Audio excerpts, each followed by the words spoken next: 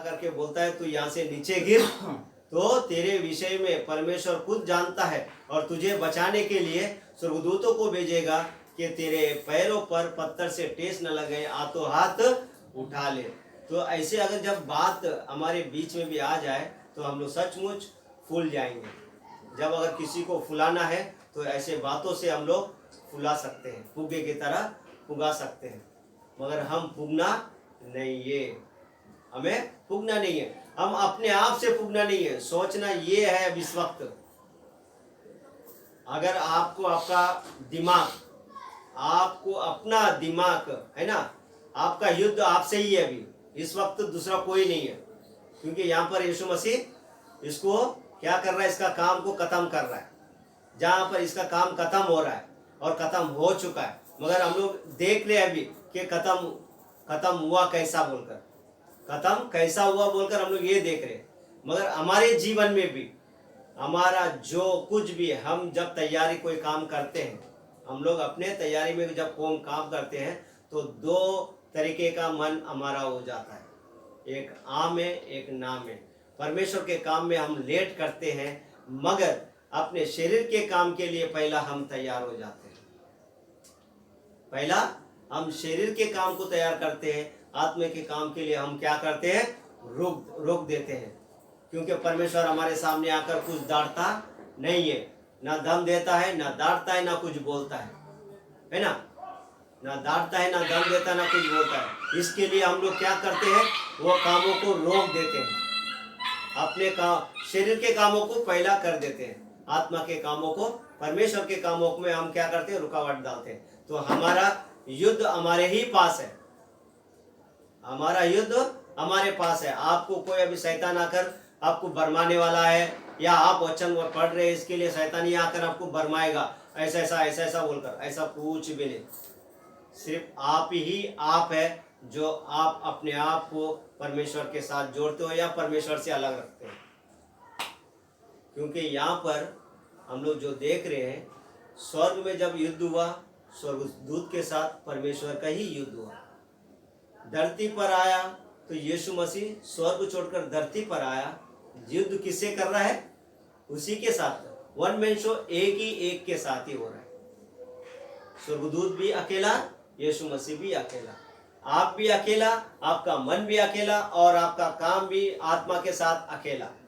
ऐसा नहीं कि दो होएंगे, स्वर्गदूत के साथ भी अकेला था, हमारे साथ भी अकेला ही रहेगा, अलग अलग कुछ नहीं है ना। मेरे लिए मेरा दुश्मन कोई नहीं है, मेरे लिए मैं ही दुश्मन हूं जो परमेश्वर के विरुद्ध चलता हूं। तो यहाँ पर स्वर्गदूत ने, हम लोग ने पढ़ा यशाया में, वो अपने मन में सोचकर वो अपना दुश्मन बन गया। परमेश्वर का दुश्मन नहीं बनाओ, वो खुद का दुश्मन खुद बन गया, इसके लिए उसको गिरा दिया गया। और मैं अपनी जिंदगी में, मैं अगर खुद का दुश्मन में खुद होता हूँ तो मैं परमेश्वर से अलग हो जाता हूँ। क्योंकि जैसा स्वर्गदूत को बताया गया, तू ऐसे कब्र में है ना, तू कब्र में भी नहीं रहेगा कि मैं एक दिन तुझे उठाकर जिंदगी दूं, तुझे उठाकर दोबारा जिंदगी दूं, ऐसा भी नहीं होगा। मगर यीशु मसीह ने यहाँ पर उसको एक चांस और दिया है। हम उस वचन को देखेंगे।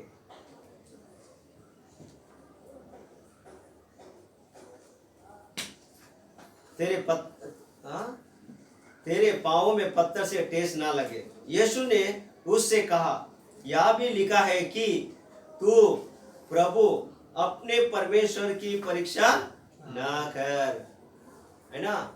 हम लोग को अपने जीवन में जब हमको कुछ अच्छा प्रार्थना आता है, या बाइबल पढ़ना आता है, या कुछ अच्छा सोचना आता है, तो हम अपने अंदर ही आपको क्या नहीं करना है, अहंकार में नहीं लाना है। जैसा ये स्वर्गदूत ने अपने अंदर आपको अहंकार में लाया, अपने अंदर हमको अहंकार में नहीं लाना है। तो परमेश्वर यीशु मसीह क्या बोलता है, तू अपने प्रभु और परमेश्वर को ही, परमेश्वर की परीक्षा ना कर। हम लोग अपनी जिंदगी में कभी भी अपने आप से परीक्षा में डालकर फंसना नहीं है, बल्कि अच्छी जिंदगी जो मिला है उसको संभालना है। फिर शैतान ने उसे एक बहुत ऊंचे पहाड़ पर ले गया और सारे जगत के राज्य और उसका वैभव दिखाकर उससे कहा, कि यदि तू गिरकर मुझे प्रणाम करे तो मैं यह सब कुछ तुझे दे दूंगा। क्या करना है? केवल प्रणाम। क्या करना है? सब केवल प्रणाम। और ये प्रणाम करने के लिए क्यों बोल रहा है? कोरिन्थियों 15 अध्याय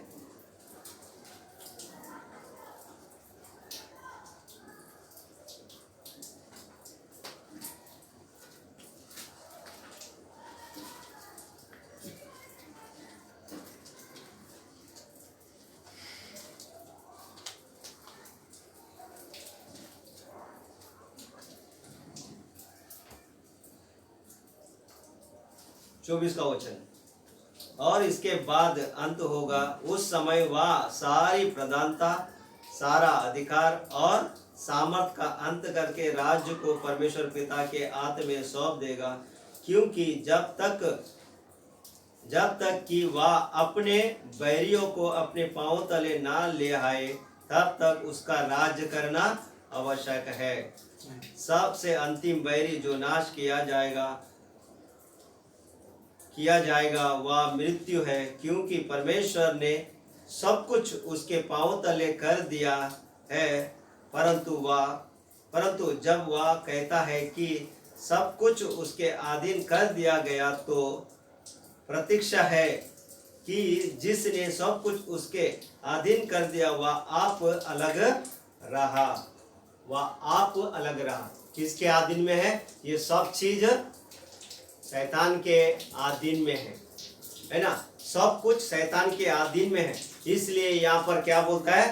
तू मुझे प्रणाम कर, मैं ये सब कुछ तेरे हाथों में फिर से दे दूंगा। मैं दे दूंगा। ये जितना मैं तुझे दिखाया हूं, ये सब चीज मेरे हाथों में है।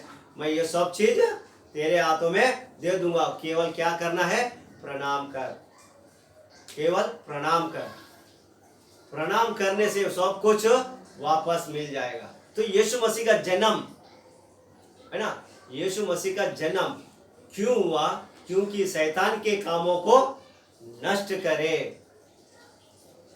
शैतान के कामों को नष्ट करे, इसके लिए जन्म लिया।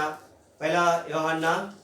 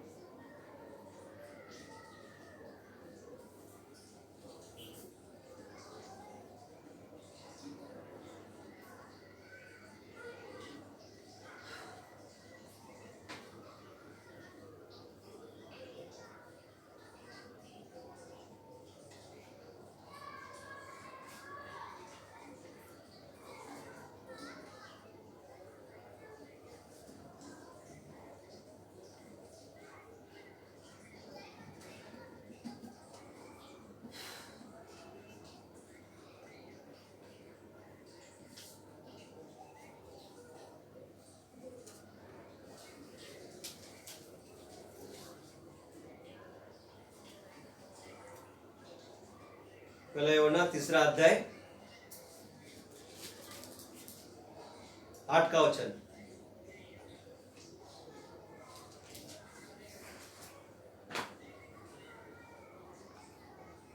जो कोई पाप करता है वह शैतान की ओर से है, क्योंकि शैतान आरंभ से पाप करता आया है। परमेश्वर का पुत्र इसलिए प्रकट हुआ कि शैतान के कामों को नाश करे। शैतान के कामों को नाश करे, है ना? शैतान के कामों को नाश करे। तो यीशु मसीह धरती पर जन्म क्यों लिया? शैतान के कामों को, उसके अधिकार के अंदर में जो है, हम लोग ने कोरिन्थियों में देखा, उसके पास क्या क्या अधिकार था। सब कुछ उसके हाथों में सौंपा गया था। सब छीन लिया था, है ना? चोरी से छीन लिया था, बहका कर छीन लिया था। तो वो छीना हुआ चीज को यीशु मसीह ने क्या किया? उसको नष्ट करने के लिए यीशु मसीह उस शैतान के हर कामों को नष्ट करने के लिए, शैतान के कामों को नष्ट करने के लिए यीशु मसीह आया और उसके कामों को नष्ट किया, है ना। हम लोग ने वचन को देखा, शैतान के कामों को नाश करे।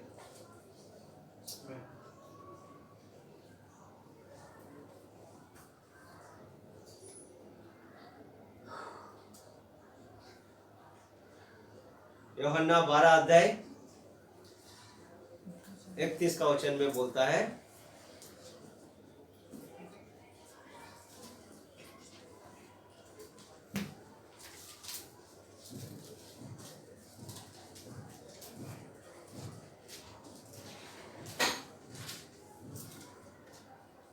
अब इस संसार का इस जगत का न्याय होता है और इस जगत का सरदार निकाल दिया जाएगा, है ना।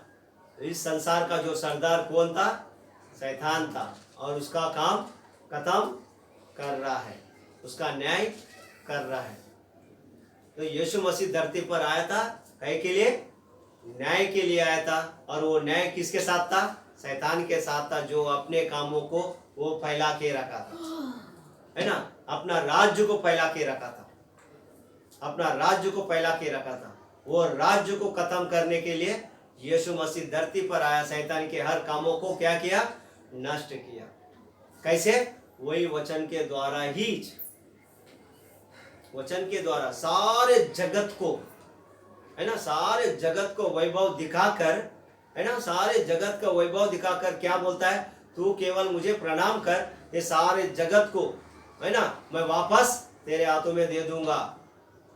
तो यीशु मसीह उधर क्या बोलता है? मत्ती चौथा अध्याय का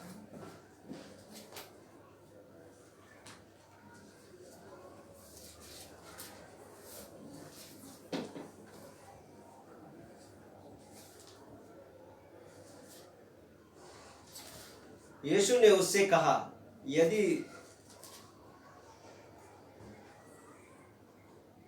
यीशु ने उससे कहा, ए शैतान, दूर हो जा, क्योंकि लिखा है, तू प्रभु अपने परमेश्वर को प्रणाम कर, केवल उसी का उपासना कर। क्या कर? अपने प्रभु परमेश्वर का ही क्या करना?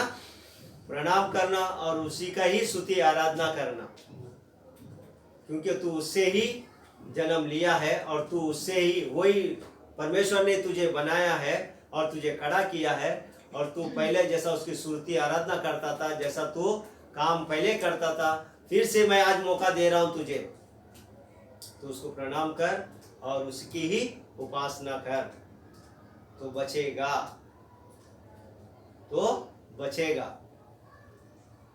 है ना। हम लोग यशाया में देखा, तू कब्र में भी नहीं रहेगा। तो उसकी आदत क्या है? ये ऐसी आदत है, इसके लिए उसको कब्र में भी नहीं रखने को जगह दिया, कब्र में भी रहने को जगह नहीं मिला। क्यों नहीं मिला? क्योंकि उसकी आदत कैसा है? वो यीशु मसीह के सामने आने के बावजूद भी यीशु मसीह को फिर से परीक्षा करने लग गए, है ना। यीशु मसीह मालूम है कौन आया बोल के, मालूम होने के बावजूद भी वो फिर अपने ही, मैं फिर से जीतूंगा, जैसा हवा को आदम को बहकाया हूँ वैसा मैं इनको भी बहका सकता हूँ, ये सोचकर वो अपने आप को फूलने लगा। हम लोग ने यशाया में देखा, फूला हुआ कैसा था वो? मैं स्वर्ग से भी ऊंचा, है ना, तारगनों से भी ऊंचा, ऐसा मैं अपना सिंहासन बनाऊंगा।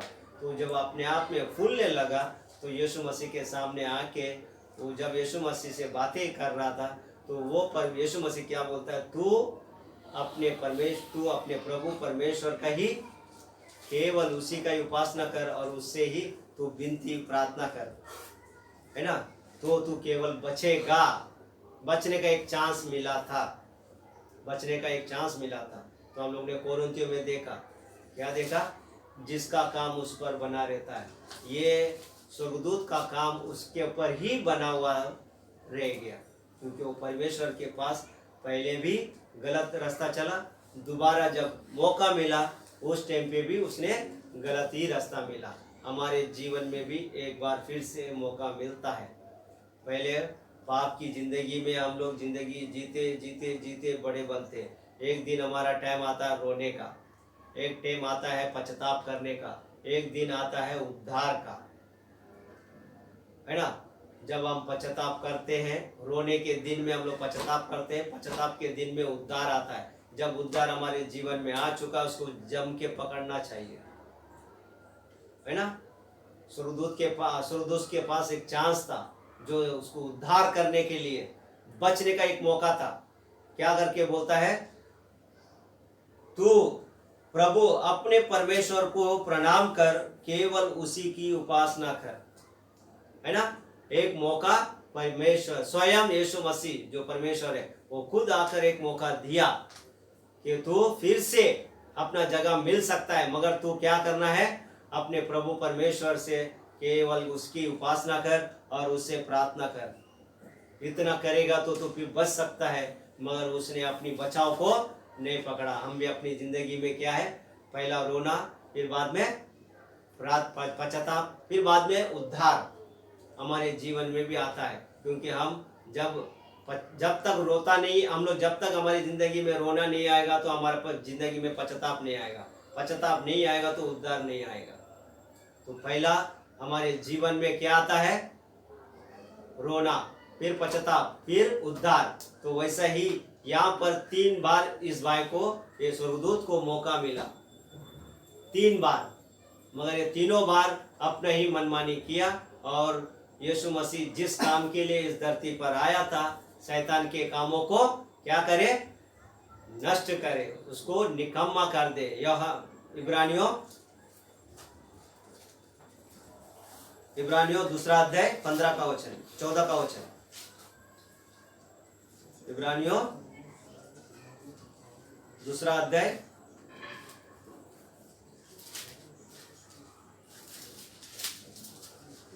'इसीलिए जबकि लड़के मांस और लहू के भागी है, तो वह आप भी उनके समान उनका सहभागी हो गया, ताकि मृत्यु के द्वारा उसे जिसे मृत्यु पर शक्ति मिली थी, अर्थात शैतान को निकम्मा कर दे। शैतान को क्या कर दे, निकम्मा कर दे। तो यीशु मसीह धरती पर आया, शैतान के कामों को, और जो मृत्यु अंतिम बैरी, जो उस मृत्यु को लेकर शैतान राज कर रहा था, उस मृत्यु को लेकर राज कर रहा था, उस राज को ये क्या कर दिया, यीशु मसीह ने नष्ट कर दिया, है ना।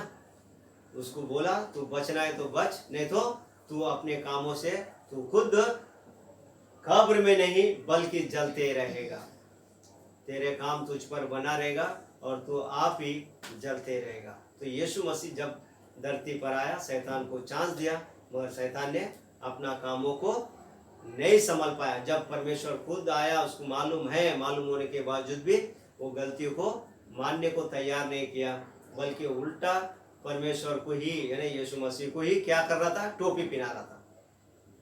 क्या कर रहा था, वचनों के द्वारा, जिससे वचन तैयार हुआ है उसी को वचन में फंसाने की कोशिश किया, मगर वैसा नहीं हुआ, बल्कि उसके ही कामों को क्या किया, यीशु मसीह ने वचन के द्वारा नष्ट किया, और उसके कामों को पूरा खत्म करके जो कुछ है ना, परमेश्वर के हाथों में फिर से अधिकार सौंप देता है ना, अधिकार सौंप देता है।